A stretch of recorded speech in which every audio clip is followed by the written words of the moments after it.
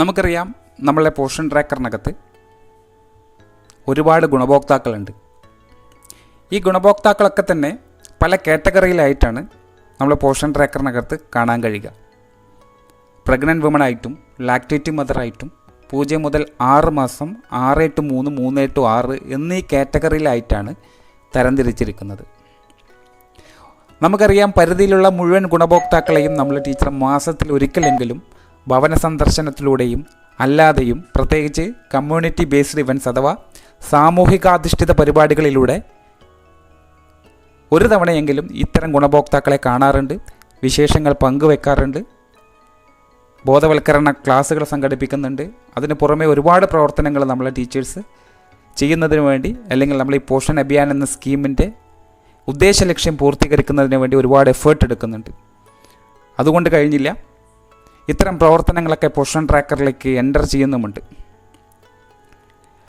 എന്നാൽ നമ്മളൊരു ടീച്ചറുടെ സംശയപ്രകാരം ഈ കാറ്റഗറിയിലേക്ക് ഇൻക്ലൂഡ് ചെയ്തിട്ടുള്ള മുഴുവൻ ആളുകളെയും എല്ലായ്പ്പോഴും നമ്മൾ ഗൗനിക്കേണ്ടതുണ്ടോ, അല്ലെങ്കിൽ ഇത്തരം ആളുകളെ നമ്മൾ എന്നും നിരീക്ഷിക്കേണ്ടതുണ്ടോ, അവരെ ഫോളോ ചെയ്യേണ്ടതുണ്ടോ? ഈ സംശയത്തിനുള്ള മറുപടിയാണ് നമ്മൾ ഈ വീഡിയോയിലൂടെ പങ്കുവെക്കുന്നത്.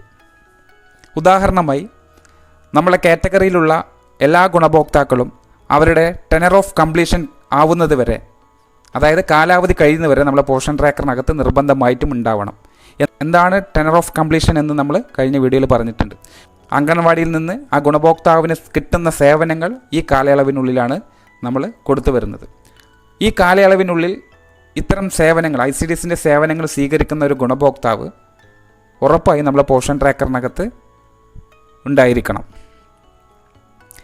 ഒരു ലാക്ടേറ്റീവ് മദറിൻ്റെ കാലയളവ് എന്ന് പറയുന്നത് 6 മാസമാണ്. ഒരു പ്രഗ്നൻറ്റ് വുമണിൻ്റെ കാലാവധി എന്ന് പറയുന്നത് LMP ഡേറ്റ് നമ്മൾ എൻ്റർ ചെയ്തത് മുതൽ അവർ പ്രസവം കാണിക്കുന്നവരെ അവർ നമ്മളെ ഗുണഭോക്താവാണ്. അതേപോലെ തന്നെ 0 to 6, 6 to 3, 3 to 6 ഇത്തരം സാഹചര്യങ്ങളിൽ ഇവരുടെ ടെനർ ഓഫ് കംപ്ലീഷൻ എന്ന് പറയുന്ന കാലാവധി നിങ്ങൾക്ക് കൃത്യമായിട്ട് അറിയാം. അതുവരെയും നമ്മളെ ഗുണഭോക്താക്കളായിരിക്കും. ഈ പറയുന്ന ഗുണഭോക്താക്കളുടെ മുഴുവൻ നിരീക്ഷണം നടത്തി, അത് വളർച്ചാ നിരീക്ഷണമായാലും SNP കൊടുക്കുന്നതായാലും THR കൊടുക്കുന്നതായാലും മറ്റെന്ത് സേവനങ്ങളാണെങ്കിലും ഈ കാലാവധി കഴിയുന്നതുവരെ നമ്മളവരെ ഫോളോ ചെയ്യുന്നുണ്ട്. എന്നാൽ ഗുണഭോക്താവ് അല്ലാതാവുന്നൊരു സാഹചര്യം ഇത്തരം ആളുകൾക്ക് ഉണ്ടാകുന്ന സമയത്ത് ഒരിക്കലും നമ്മൾക്ക് ഒഫീഷ്യലി നമ്മൾക്ക് കൊടുക്കുന്ന സേവനങ്ങൾ കൊടുക്കേണ്ടതായിട്ട് വരില്ല. ഇവർ നമ്മളുടെ ഗുണഭോക്താവ് അല്ലാതായി വരുന്നൊരു സാഹചര്യം ഏതാണെന്ന് വെച്ച് കഴിഞ്ഞാൽ, കാലാവധി കഴിയുന്നത് മുന്നേ തന്നെ, നേരത്തെ പറഞ്ഞ പോലെ ടെനർ ഓഫ് കംപ്ലീഷൻ കഴിയുന്നതിന് മുന്നേ തന്നെ ഇവർ ഇന്ത്യ രാജ്യം വിട്ട് ഗൾഫ് രാജ്യങ്ങളിലേക്കോ മറ്റ് രാജ്യങ്ങളിലേക്കോ ചേക്കേറുന്ന സമയം അവരുടെ കൺസെൻറ്റോടുകൂടി, അവരുടെ ആവശ്യപ്രകാരം ടീച്ചർക്ക് അവരെ പോഷൻ ട്രാക്കറിൽ നിന്ന് പൂർണ്ണമായിട്ടും നീക്കം ചെയ്യാം. ഈ പറയുന്ന ടെനർ ഓഫ് കംപ്ലീഷൻ അകത്ത് തന്നെ അവർ തിരിച്ചു വരും എന്നുള്ളൊരു ഉറപ്പ് കിട്ടുകയാണെങ്കിൽ അവരെ മൈഗ്രേറ്റഡ് ഔട്ട് കൊടുത്ത് നമുക്ക് താൽക്കാലികമായി മാറ്റി നിർത്താം. എന്നാൽ ഈ ടെനർ ഓഫ് കംപ്ലീഷൻ കഴിയുന്നതിനുള്ളിൽ തന്നെ ഈ ഗുണഭോക്താവ് തിരിച്ചു വരില്ല എന്ന ഉറപ്പ് തരികയാണെങ്കിൽ നമുക്ക് ഈ ഗുണഭോക്താവിനെ പൂർണ്ണമായിട്ടും പോഷൻ ട്രാക്കറിൽ നിന്ന് നീക്കം ചെയ്യാം. അതിന് നിങ്ങളുടെ സൂപ്പർവൈസറുടെ അനുമതി വാങ്ങിച്ച് അതിനുശേഷം നിങ്ങൾ കൊടുക്കുന്ന നിവേദന പ്രകാരം ഇവരെ പൂർണ്ണമായും നമ്മളുടെ പോഷൻ ട്രാക്കർ സിസ്റ്റത്തിൽ നിന്ന് തന്നെ മാറ്റാനുള്ള സംവിധാനമുണ്ട്.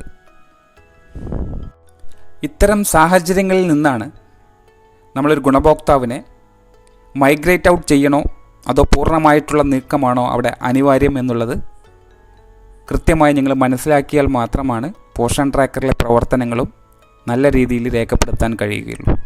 എന്തെങ്കിലും ഒരു ഡാറ്റ ഏതെങ്കിലും തരത്തിൽ എൻ്റർ ചെയ്യുന്നതിലപ്പുറം കൃത്യമായിട്ടുള്ള ഡാറ്റ കൃത്യതയോടുകൂടി എൻ്റർ ചെയ്യുകയാണെങ്കിൽ നിങ്ങളുടെ പ്രവർത്തനം മികവുറ്റതാക്കാൻ അത് ഉപകരിക്കും.